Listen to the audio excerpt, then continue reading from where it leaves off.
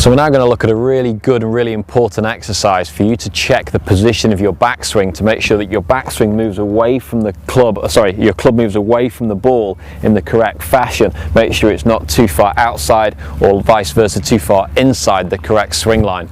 So I've come over to an area where I've got a nice wall that I can stand up against. Now this wall can be anywhere, so don't worry about whether it's on grass or not, but you're going to take your address position and just feel how the back side is just sitting up against the wall there. So we're just gently resting against the wall in our normal setup position.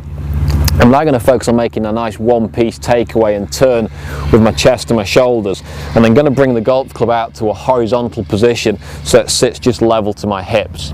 I'm then going to check that the shaft of the golf club is parallel to the wall.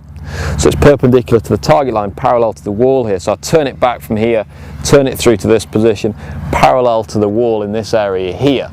I'm then going to start lifting the club up a little bit higher and just see whereabouts it starts to touch the wall, starts to touch this area around about head height. And that's a really quite important part of this, that if we were taking the club outside the line, we'd be picking it up here so it's not parallel to the wall. It then comes up and it doesn't hit the wall until it's way up above my head, if at all. And that would be too steep. Likewise, if we were able to turn the club away too flat, it would smash into the wall in this position and hit through the wall way too early. So if we now have a look at that from down the line, we'll see what that position looks like as well. So from this angle here, we can see that as we take the golf club back, it should be nicely on line here. The shaft should be parallel to the wall, pointing at the target.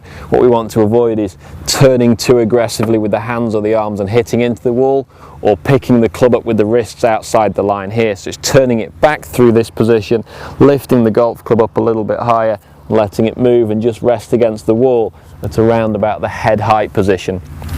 So if we spin the club over, pick the golf club up, and it lands just above the head height. Turning the club over this way allows you to make a more realistic speed and pattern of swing without damaging the wall, particularly if you're going to swing into it too early here or damaging the club head. So give that a go, and hopefully that'll keep the club nicely on the line.